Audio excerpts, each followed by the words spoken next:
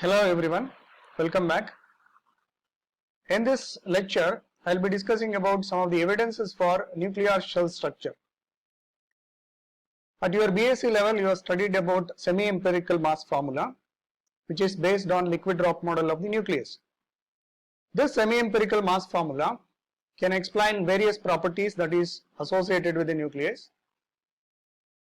For example, this semi-empirical mass formula can explain stability of the nucleus, stability of certain isobars. It can also explain beta decay, and the semi-empirical mass formula can also explain fission of the nucleus. But it failed to account for many other experimentally observed facts that are related to the nucleus, and we discussed some of those evidences, and these evidences led to the proposal of a new model, that is the nuclear shell model. This is the graph of average binding energy. Average binding energy per nucleon, that is called as specific binding energy on y-axis and mass number on the x-axis. One can notice that this average binding energy is a measure of the stability of the nucleus. If it is more, then we say that nucleus is more stable. This binding energy, specific binding energy, increases in the beginning and it reaches around 8.5 for middleweight nucleus, and it slightly decreases towards the heavyweight. And these nuclei, the heavyweight nuclei, can easily undergo fission and they produce lighter nuclei. On the other hand, these lighter nuclei can combine together to form the heavy element, and we call that process as fusion. But if you look at this graph is not smooth. There are certain peaks. That means these nuclei, say for example helium, that is more stable compared to its neighboring element, hydrogen and lithium. That means certain nuclei are extra stable. That is what you can understand from this graph.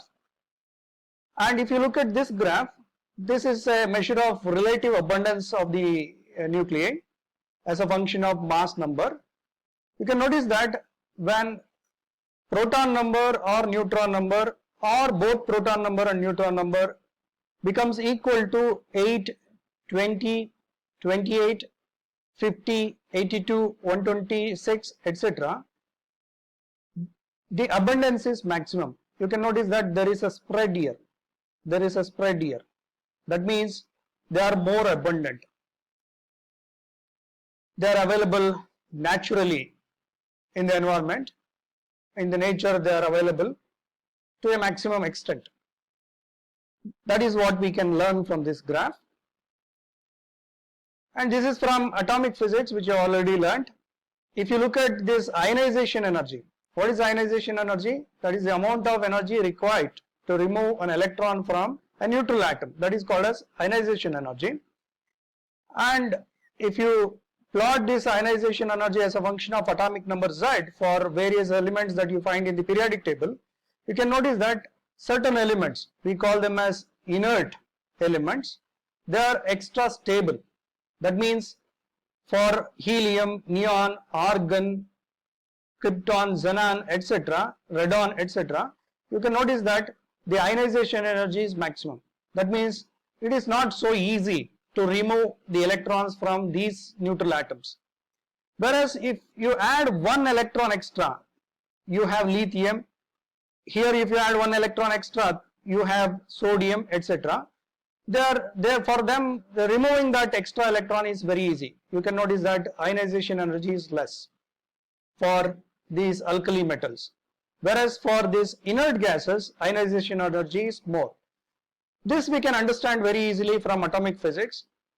You know that in atomic physics, there are shells in which you can allocate these electrons, and when there is shell closure, those atoms are stable. That means they do not react easily with other elements, or removing the electrons from such atoms is very difficult. So similar evidences are there even in nuclear physics.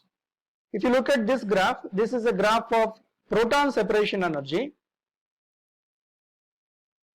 Proton separation energy is very much equivalent to this ionization energy. You can notice that ionization energy is in terms of almost electron volts, few electron volts. The only difference here is proton separation energy is a measure of energy required to separate a proton from the nucleus, or the minimum amount of energy required to remove a proton from the nucleus is called as proton separation energy. If you look at this proton separation energy, it is in terms of MeV, because protons and neutrons are bound by the nucleus by nuclear force, whereas electrons are bound to the atom or the nucleus by means of electrostatic force of attraction. That is why these energies are in EV, whereas these energies are in MEVs. The order of magnitude is different, but if you look at this proton separation energy, you can notice that for these values, when this proton number is equal to 2 or 8 or 20, 28, 50, 82, etc., you can notice that there are peaks. Proton separation energy is high. That means you need to supply more energy to remove a proton from the nucleus. That means something is happening. There is something happening for these numbers. We will see what is happening later. And again, this is very similar graph. This is with respect to neutrons. Again, neutrons are bound inside the nucleus by nuclear force, very similar to that of the protons, and that force is independent for protons and neutrons. It is same, it is charge independent. And if you look at this neutron separation energy, that is the amount of energy required to separate a neutron from the nucleus, again you can notice that when this number, when neutron number is equal to 2, 8, 20, 28, 50, 82 and 126, there is a peak. You can notice that there is a peak here, there is a peak here, and also there is a peak here, etc. That means you need to supply more energy to separate neutrons from the nucleus. And this is a graph of fission barrier. What is that fission barrier? That is the amount of potential that is exhibited by the nucleus against this fission. If the value is less, then it can readily undergo fission. If the value is more, then that nucleus, that particular nucleus shows some stability against fission. And if you plot this fission barrier as a function of mass number, you can notice that there are certain peaks here. There are peaks. At n is equal to z is equal to 8, there is a peak. At n is equal to z is equal to 14, there is a peak. At n is equal to 28, there is peak. Z is equal to 28, there is peak. And again, at n is equal to 50, there is a peak. And for z is equal to 50, once again there is a peak. And n is equal to 82, there is peak. N is equal to 126 and z is equal to 82. There is a peak here. And this is for 184. Once again, you can notice that there are repetitions. That means 28, 50, 82, 126. These are common numbers. These nuclei are extra stable towards fission. That means they cannot easily undergo fission. There is more fission barrier for these nuclei. This is one more evidence. And now you can notice from this graph, if you plot a graph of binding energy measured minus binding energy calculated, one can measure the binding energy, one can calculate the binding energy. This is measured experimentally. Binding energy is calculated by using semi-empirical mass formula. This is specific binding energy per nucleon. If you look at this specific binding energy difference as a function of this proton number or neutron number, once again you can notice that when n is equal to 28 or z is equal to 28, there is peak. When n is equal to 50, there is a peak here. When n is equal to 82 and z is equal to 50, there is peak. And once again, when n is equal to 126 and z is equal to 82, there is a peak. That means there is a huge deviation from the semi-empirical mass formula with respect to the experiments. when n and z coincides with these numbers. And this is the binding energy of the last neutron as a function of neutron number. Once again, you can notice that when the neutron number becomes equal to 50 or 82 or 126, then that binding energy for that last neutron will be high compared to other neutrons. This is one more evidence. And if you plot a graph of delta R by delta R, this is delta R measured and this is delta R calculated. You can measure delta R. This is with increase in, this is for even number of neutrons.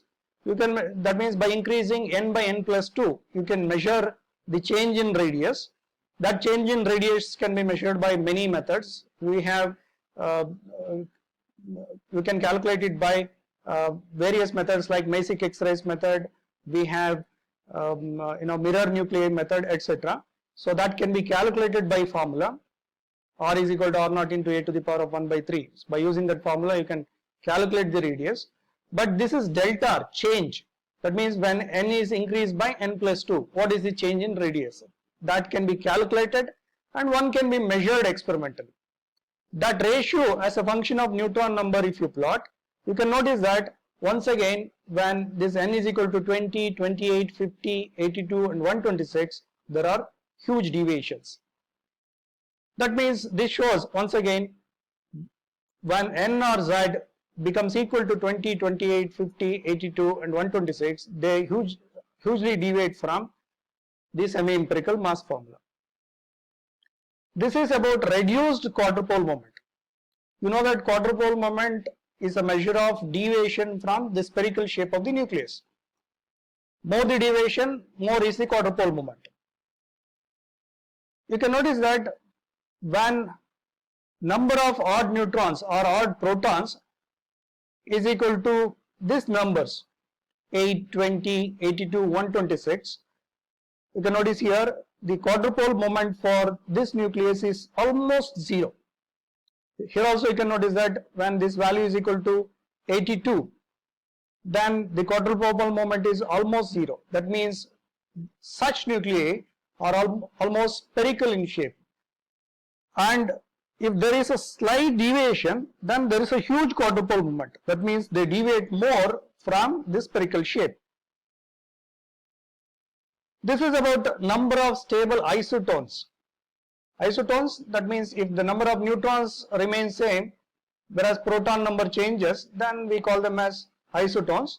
And if you look at the number of stable isotones that you find in the nature, you can notice that when n is equal to 20, we have 5 stable isotones. For 28 also you have 5 stable isotones. And for n is equal to 50, we have 6 stable isotones. And for 82, we have around 7 stable isotones.